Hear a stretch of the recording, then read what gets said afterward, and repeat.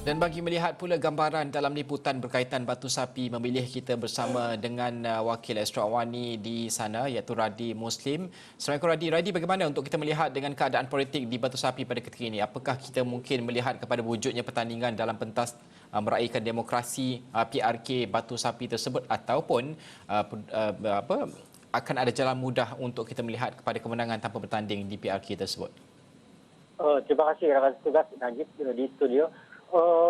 Melihat kepada perkara itu, hasil tinjauan saya di sini di kawasan Batu Sapi, sinar melihat persaingan pentas demokrasi dan memberi laluan menang tanpa bertanding itu sebenarnya masih samar-samar untuk setakat ini.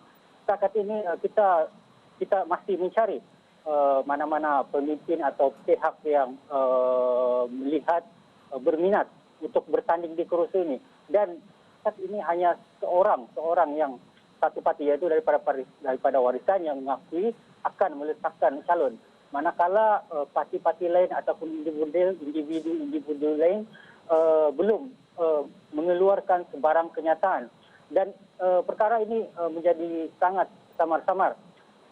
Untuk itu kami turun ke lapangan dan meninjau sendiri dan mendapatkan pendapat daripada pengemudi di kawasan Batu Sapi.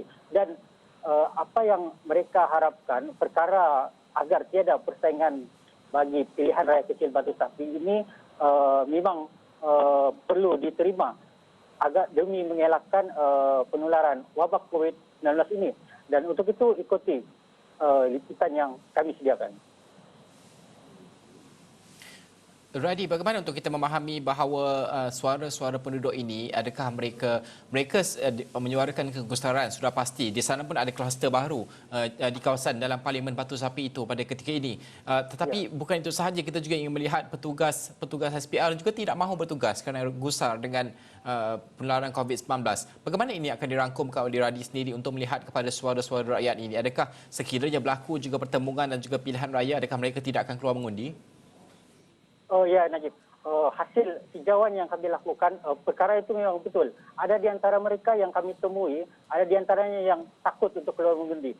Seperti sebelum ini ada beberapa pemudi di kawasan Kampung Bugaya. Kampung Bugaya ini terdapat satu kluster COVID-19. Dan bila kita tanya kepada pemudi di situ, ada di antara mereka yang melahirkan kata-kata takut untuk keluar mengundi jika pilihan raya kecil diadakan. Bagaimanapun, dan ada pula yang bersetuju diadakan. Dan untuk itu mereka berharaplah mana-mana pemimpin di kawasan ini memberikan peluang kepada penyandang sebelum ini untuk menang tanpa bertanding. Itu antara harapan mereka. Mereka setakat ini memang sukar. Kebanyakannya memang takut untuk keluar mengundi pada PRK nanti. Najib.